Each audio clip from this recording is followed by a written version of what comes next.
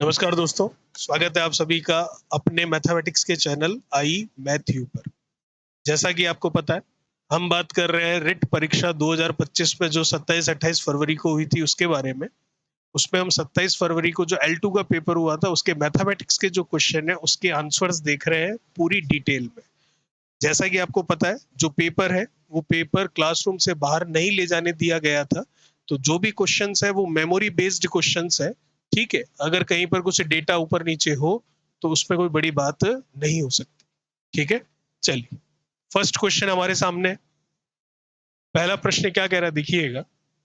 उससे पहले आप देख सकते हैं रिट लेवल 2 27 फरवरी का। ठीक है, तो 27 फरवरी को जो पेपर हुआ था वो, और 28 फरवरी को जो पेपर हुआ था L2 का, और 27 फरवरी को जो पेपर हुआ था L1 का, उन दोनों का साथ में मैं वीडियो एक और बना चुका हूं। चलिए,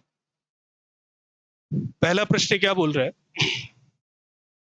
पहला प्रश्न आपको कह रहा है कि एक घन है, उस घन का पृष्ठ क्षेत्रफल 600 सेंटीमीटर स्क्वायर है, तो उसके विकर्ण की लंबाई कितनी होगी। घन के लिए हमें क्षेत्रफल के बारे में पता है क्या होता है, 6 इंटू भुजा का स्क्वायर, जो कि किसके बराबर है 600 के। बिल्कुल सही है। 6 से ये कट जाएगा 100 बार, इधर से वर्ग हटेगा तो उधर वर्गमूल हो जाएगा, तो भुजा का मान 10 सेंटीमीटर आपके सामने आ जाएगा। ठीक है, भुजा आ चुकी है। तो विकर्ण की लंबाई, जैसा कि आपको पता है घन के लिए विकर्ण जो होता है, डायगोनल जो होता है, वो क्या होता है, भुजा इंटू √3 होता है। भुजा आपकी 10 है तो 10 √3 सेंटीमीटर हमारा आंसर बिल्कुल सही होगा। चलिए, अगला प्रश्न दूसरा। आयत चित्र में वर्ग अंतराल जो होता है वो वर्ग अंतराल किसके लिए होता है। आयत चित्र में वर्ग अंतराल होता है, वो वर्ग अंतराल क्या होता है, वर्ग अंतराल होता है आपके जो बारंबारता होती है, जो फ्रीक्वेंसी होती है वर्ग अंतराल की, बारंबारता के क्या होता है, समानुपाती होता है, डायरेक्टली प्रोपोर्शनल होता है। ठीक है, चलिए अगला प्रश्न। प्रश्न कह रहा है आपको क्या, देखिए, किसी वस्तु पर 10% की छूट मिलने पर 20% लाभ होता है। यदि छूट को 20% कर दिया जाए तो लाभ कितने प्रतिशत होगा, ये आपको पूछा जा रहा है। छूट जो कि आपको पता है अंकित मूल्य एमआरपी पर मिलती है, तो अंकित मूल्य माना मैंने कितना, 100 इकाई। बिल्कुल सही है। 10% की छूट है, इसका मतलब वो व्यक्ति उस वस्तु को खरीद कितने में रहा है, इस पर 10% छोड़कर उसको मिल रहा है, इसका मतलब 90 इकाई में खरीद रहा है। बिल्कुल सही है।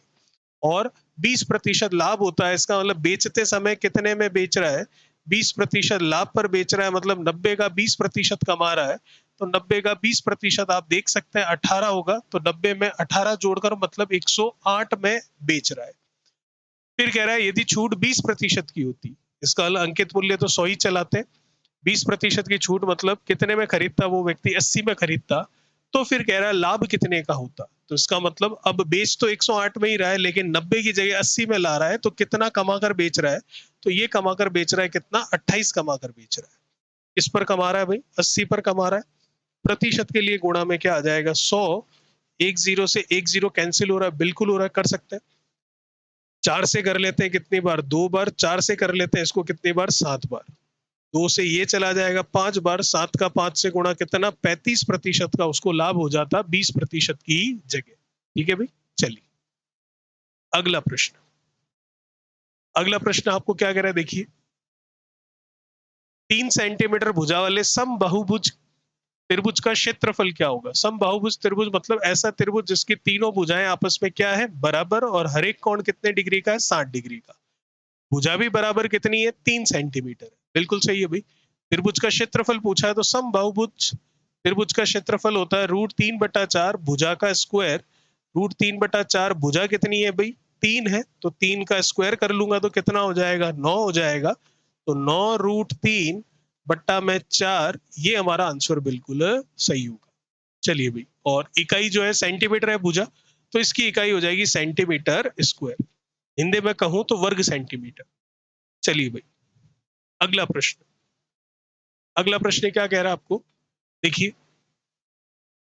सबसे महत्तम मान और सबसे निम्नतम मान का अंतर क्या कहलाता है, वो परास कहलाता है, रेंज कहलाती है। ठीक है, और वो क्या होती है, सबसे अधिकतम मान माइनस सबसे न्यूनतम मान। ठीक है,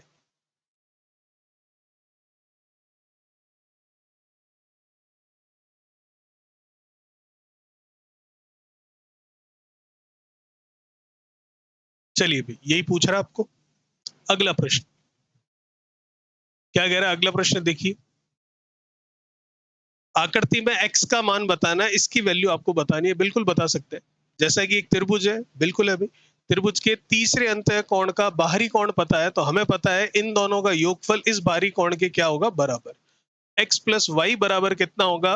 डायग्राम के अनुसार 120 डिग्री। और x माइनस वाई आपको प्रश्न में दे रखा है कितना? 10 डिग्री।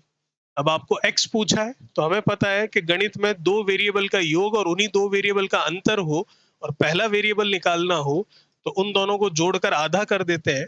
तो 130 और उसका क्या कर देंगे? आधा। तो 130 का आधा कर दूंगा तो कितना आ जाएगा भाई? 65 डिग्री आ जाएगा। ठीक है, चलिए। और y पूछता तो दोनों को घटाकर आधा कर देते, 110 का आधा कर देते तो 55 आ जाता। चलिए भाई, अगला प्रश्न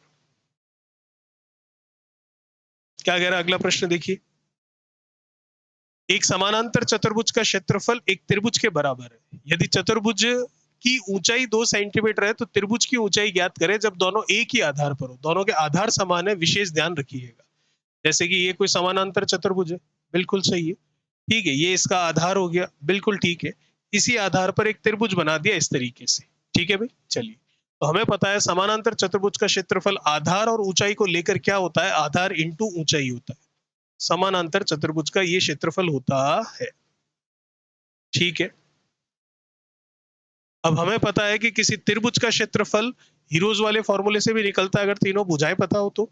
1/2 आधार इंटू ऊंचाई से भी निकलता है, अगर उसका आधार और उसकी ऊंचाई पता हो तो यहां पर लगेगा ऊंचाई और आधार वाला फॉर्मूला, मतलब 1/2 आधार इंटू ऊंचाई। बिल्कुल सही है।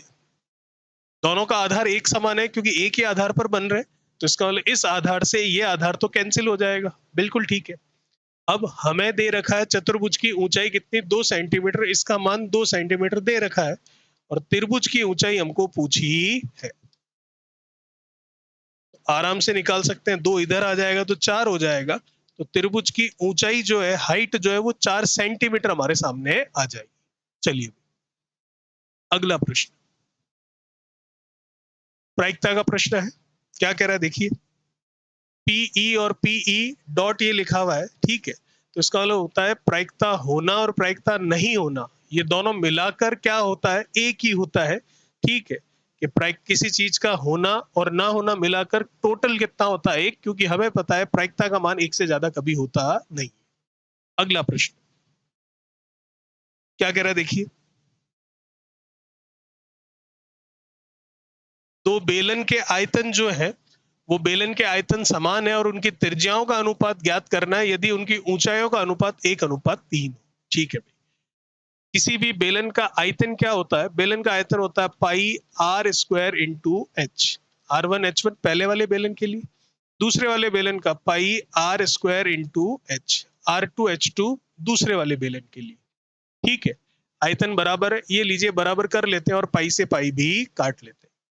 त्रिज्याओं का अनुपात निकालना है, अगर ऊंचाइयों का अनुपात 1:3 है तो R1 का स्क्वायर, और ये क्या हो गया आपके पास? R2 का स्क्वायर, जो कि बराबर हो गया H2 और H1। ठीक है, ऊंचाइयां 1:3 के अनुपात में, तो 1:3 मतलब पहले वाले की 1 है और दूसरे वाले की 3 है। विशेष ध्यान रखिएगा, जिस क्रम में लिखा हुआ उसी क्रम में लिखेंगे। 1:3 तो पहले वाले की 1 और दूसरे वाले की 3। इधर से स्क्वायर हटेंगे तो उधर स्क्वायर रूट हो जाएंगे। तो R1 मतलब पहले वाले की त्रिज्या, R2 मतलब दूसरे वाले की त्रिज्या। 3 का रूट करूंगा तो √3 होगा, 1 का रूट करूंगा तो 1 ही होगा, तो √3 अनुपात कितना होगा? 1 होगा। ठीक है, चलिए अगला प्रश्न क्या कह रहा है? प्रश्न देखिए, वर्गमूल का है। प्रश्न आपको कह रहा है कि 5 अंकों की सबसे बड़ी संख्या कौन सी है जो कि एक पूर्ण वर्ग हो? ठीक है, तो सबसे पहले तो 5 अंकों की सबसे बड़ी संख्या कौन सी होती है? 99,999। अब ये तो पूर्ण वर्ग है नहीं, तो पूर्ण वर्ग कौन सी होगी वो बतानी है। तो चेक करते हैं उसके लिए, भागफल विधि, डिवीजन मेथड लगाते हैं। तो पूर्ण वर्ग करने के लिए हम चेक करते हैं, पीछे से 2-2 के जोड़े बनाते हैं। बिल्कुल बना दिए, ये अकेला है तो आगे 0 लगा दूं तो हो गया 2 अंकों में एक जोड़ा। ठीक है भाई, अब ऐसा नंबर लेना है जिसका जिससे गुणा करने पर ये पूरा पूरा 9 चला जाए और नहीं तो इसके करीब और इसके पास में हम पहुंच जाए, लेकिन इससे कम होना चाहिए, ज्यादा नहीं, क्योंकि भागफल विधि लगा रहे हैं तो ज्यादा निकालने का मतलब नहीं है। 3 को ले लेते हैं, बिल्कुल सही है। 3 इंटू 3 कितना? 9। और 3 कितना? 6। ये 9 माइनस 9, ये तो जीरो आ गया। कितनी बार गया? 3 बार गया। साइड में लिख लेते हैं। तो ये तो जीरो आ गया। ऊपर वाला बचा हुआ जो अगला अगला मतलब सेकंड वाला जो ग्रुप है, सेकंड वाला जो पेयर है, जोड़ा है, उसको लिखते हैं। ये लिख दिया 99। बिल्कुल ठीक है। अब इस 60 के 6 के पास में आपको एक अंक लगाना है, जिससे कि ये एक संख्या बनेगी। फिर उस संख्या का उसी अंक से गुणा करना है, या तो 99 पूरा आ जाए या फिर 99 के करीब और उससे कम आ जाए। तो फिर मैं लगा लेता हूं 1, क्योंकि 2 करूंगा तो 62 होगा और 62 का 2 से मल्टीप्लीकेशन 120 प्लस हो जाएगा, जबकि 99 तक ही हमें जाना है। तो 61 हो गया, 1 बनाया, तो इसका मतलब कितना हो गया? 61 का 1 से मल्टीप्लीकेशन 61 हो गया, और 61 और 1 कितना हो गया? 62 हो गया। कितनी बार गया? 1 टाइम्स, तो ये आ गया यहाँ पर 1। बिल्कुल सही। 91 में से इसको लेस करते हैं, 9 में से 1 गया 8, 9 में से 6 गया 3, वहां से ग्रुप उतारते हैं, बचा हुआ जो है 99, मतलब ये पूरा एक साथ लेना है, एक एक अंक नहीं लेना है। तो 3899 मेरे सामने आ रहा है। ठीक है भाई। अब यहां पर वापस 62 के पास आपको एक अंक लिखना है, जिससे कि ये संख्या बनेगी। ठीक है। अब वो जो संख्या बनेगी, उस संख्या का उसी अंक से गुणा करने पर या तो 3899 आ जाना चाहिए, या फिर उससे कम, और जितना करीब पहुंच सकते हैं उतना करीब पहुंचना है। क्या करें भाई? 6 करेंगे तो कितना हो जाएगा? 3600। बिल्कुल ठीक है। और फिर 26 का 6 करेंगे तो 6 का 2 से कितना? 120। बिल्कुल ठीक है। और 6 का 6 से करेंगे तो 36। 6, 3 और 2 5, ये 7 और ये कितना? 3।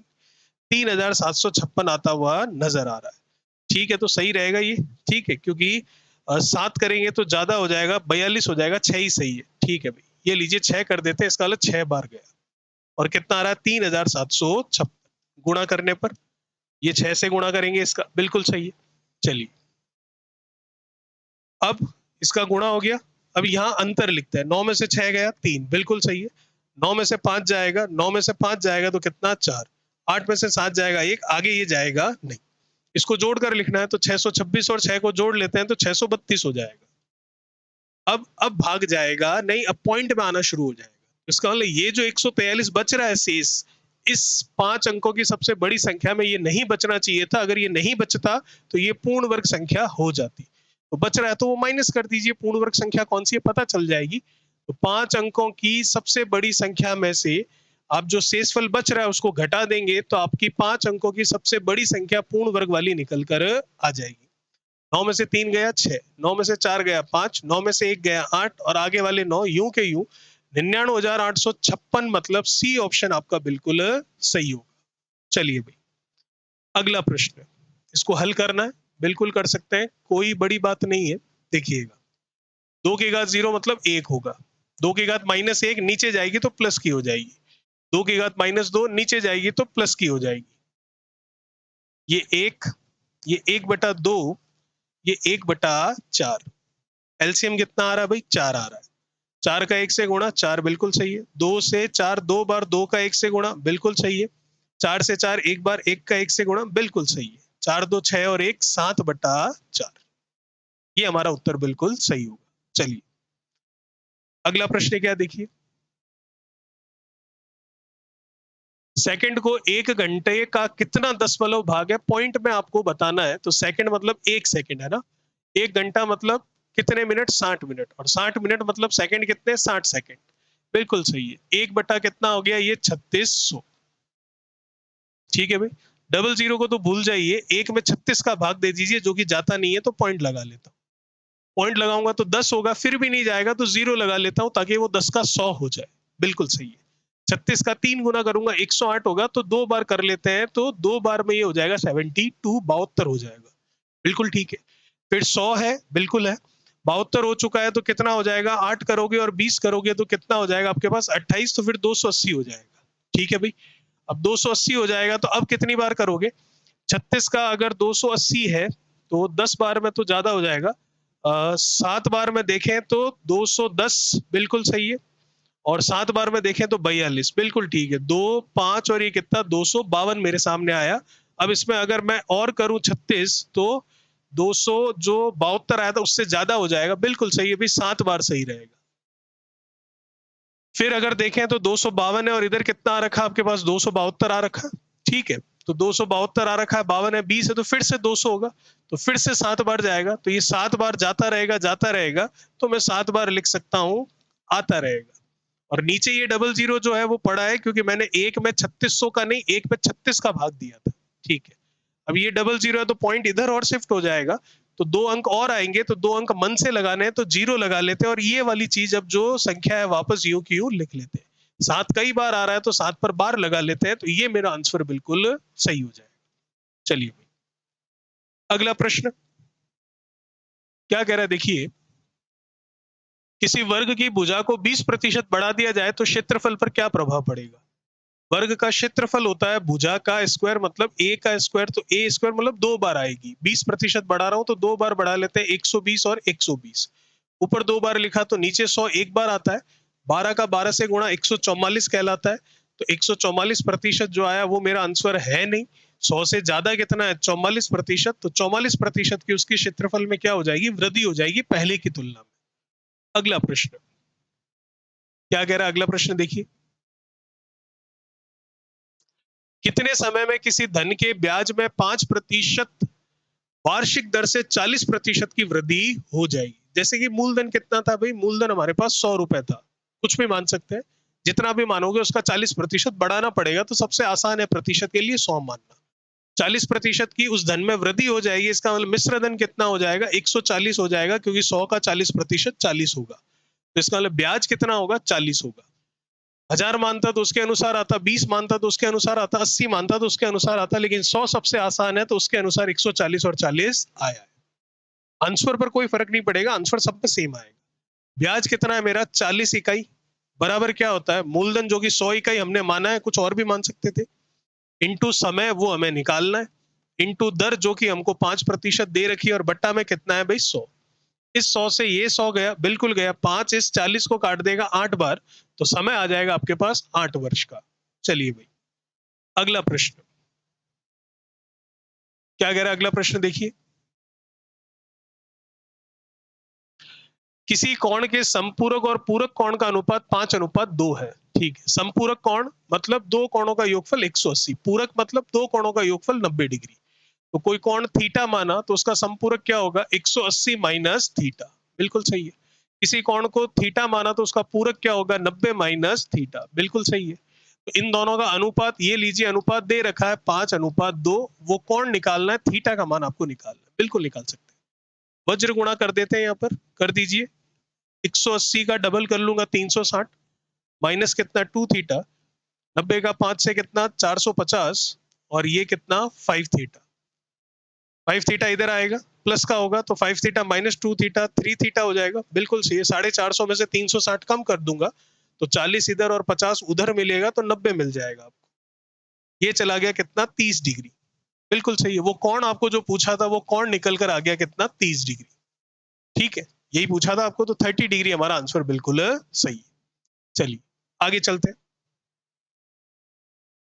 अगला प्रश्न आपको कह रहा है कि किसी क्लास में लड़के और लड़कियों का अनुपात कितना है, 3:5 है। ये लड़कियों के लिए है और ये लड़कों के लिए है, बिल्कुल सही है। तो लड़कियां जो है लड़कों से क्या है, लड़कियां लड़कों से 40 कम है, तो कुल संख्या कितनी है सभी की, ये हमें बताना है। 40 दे रखा है जो कि दोनों का अंतर है, तो नीचे दोनों के अनुपातों का अंतर आएगा, तो 5 माइनस 3 आ जाएगा। कुल पूछ रहा है तो गुणा में अनुपातों का कुल आएगा लड़के और लड़कियों का, तो 3 प्लस 5 आ जाएगा, बिल्कुल सही है। 5 माइनस 3 कितना हुआ 2, 2 इस 40 को काटेगा 20, 5 और 3 कितना हुआ 8, 8 का 20 से गुणा करेंगे तो 160 टोटल स्टूडेंट है, ये निकलकर हमारे सामने आएगा। आगे चलते हैं, क्या कह रहा है अगला प्रश्न देखिएगा। अगला प्रश्न आपको कह रहा है कि एक्स अक्ष पर यदि कोई बिंदु है तो उसके निर्देशांक क्या होंगे।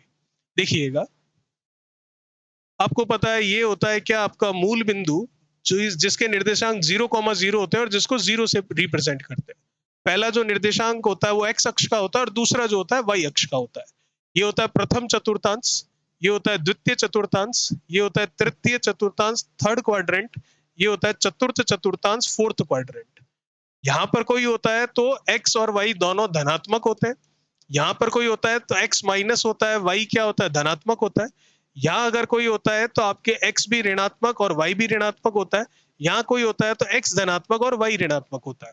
ये होता है y y डैश, ये होता है x x डैश। ठीक है, यहाँ पर आगे x प्लस, इधर x माइनस, यहाँ y प्लस और यहाँ y माइनस।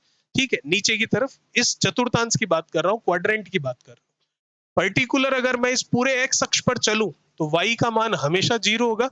पर्टिकुलर इस y अक्ष पर चलूं तो x का मान हमेशा क्या होगा, आपका 0 होगा। तो हमें कह रहा है x अक्ष पर यदि कोई बिंदु है तो उसके निर्देशांक क्या होंगे, x अक्ष पर है, x अक्ष पर y तो 0 होगा ही होगा, और पहला x होता है और दूसरा y होता है, तो y 0 सिर्फ एक ही ऑप्शन में, और वो ऑप्शन कौन सा है, पहला, और वही ऑप्शन हमारा बिल्कुल सही होगा। तो 2,0 तो वो बिंदु कहाँ है, x पर है, और x पे भी धनात्मक पर है, इसका मतलब इधर है, तो यहां कहीं रहा होगा 2,0। ठीक है भाई, चलिए। तो एक दो प्रश्न और याद आ रहे हैं मेरे को, जैसे कि एक प्रश्न आया था आपके क्यूब रूट 7/785 शायद। ठीक है, तो 7 से ये कैंसिल हो रहा था, कितनी बार गया, एक बार, फिर ये 18 हुआ तो 2 बार गया, 14। ठीक है, फिर 4 हुआ, 45 हुआ, तो 785 था या पता नहीं, एक ये एक। ठीक है, तो ये 14 होगा तो कितना, 4 होगा तो 45 होगा, 35 होना चाहिए। तो यहाँ पर ये क्या रहा होगा, फिर 35 है तो इसको 7 करें, 775, तो एक बार जाएगा, एक बार जाएगा, 3 बचेगा। ठीक है, तो 35 होगा तो 5 हो जाएगा, तो ये 775 रहा होगा शायद, देख लेते हैं। क्यूब रूट किसका, 7/775 का। ठीक है, 775 नहीं, एक बार हो जाएगा। ठीक है, फिर ये यहाँ पर 8 होगा तो 7 कितना होगा ये, चलो दूसरा क्वेश्चन याद कर लेते हैं, ये याद आ जाएगा अगर तो। एक क्वेश्चन आया था एक्स क्यूब माइनस ऑफ 8 के फैक्टर्स करने थे, गुणनखंड करने थे वो। तो एक्स क्यूब माइनस 8 को मैं लिख सकता हूँ 2 का क्यूब, तो ये बन रहा है a cube minus b cube, जो कि a minus b a square plus a b plus b square होता है। तो उसके अनुसार अगर मैं इसको लिखूं तो क्या लिखूंगा, a cube minus b cube मतलब ए माइनस बी, बिल्कुल ठीक है, और फिर a square minus of a b मतलब 2x, और प्लस ऑफ बी स्क्वायर मतलब 2 का स्क्वायर कितना, 4। एक प्रश्न ये था। ठीक है, और एक प्रश्न क्या था हमारे पास जो कि याद आ रहा है मुझे, जैसे कि क्यूब रूट था 7 अपॉन या 125 आ रहा था, तो ये 7 रहा होगा, फिर कितना आपके 8 ले लें तो कितना हो जाएगा, एक, और फिर कितना हो जाएगा 15, 35 5 होना चाहिए। ठीक है, तो 35 5 होना चाहिए, और यहाँ 2 बार, तो ये 9 करें तो 14 और फिर 16। चलिए याद नहीं आ रहा है तो क्या रहा होगा, चलिए छोड़िए, याद नहीं आ रहा है, ठीक है रहने देते, एक आधा क्वेश्चन था कुछ। तो ये था हमारा 27 फरवरी का लेवल 2 का जो पेपर था, उसके क्वेश्चन, एग्जैक्ट क्वेश्चन 99% तो एग्जैक्ट ही है। फिर भी मैंने आपको पहले ही ये बोल दिया मेमोरी बेस्ड क्वेश्चन है, हो सकता है कुछ डेटा इधर उधर हो तो। ठीक है, तो पिछले वीडियो में मैंने आपको बताए थे 27 फरवरी L1 और 28 फरवरी L2 का, और इस वीडियो में मैंने बताया आपको 27 फरवरी L2 का। अगर आप नए हैं इस चैनल पर तो प्लीज चैनल को सब्सक्राइब कीजिए, बेल आइकन को प्रेस कीजिए ताकि आने वाले वीडियोस के नोटिफिकेशन आपको मिल पाए। और अगर आपको ये वीडियो अच्छा लगा हो तो लाइक कीजिएगा, वीडियो को शेयर कीजिएगा, और अगर आपके कोई कमेंट हो, आपका कोई सुझाव हो, तो बेझिझक कमेंट बॉक्स में कमेंट कीजिएगा। और टेलीग्राम पर आई मैथ्यू के नाम से टेलीग्राम चैनल बना हुआ है इसी मैथ के चैनल का, तो उसे आप ज्वाइन कर लीजिएगा ताकि उस चैनल पर आपको ये पीडीएफ अभी हाथों हाथ मिल जाएगी। बहुत बहुत धन्यवाद आपका, थैंक यू सो मच।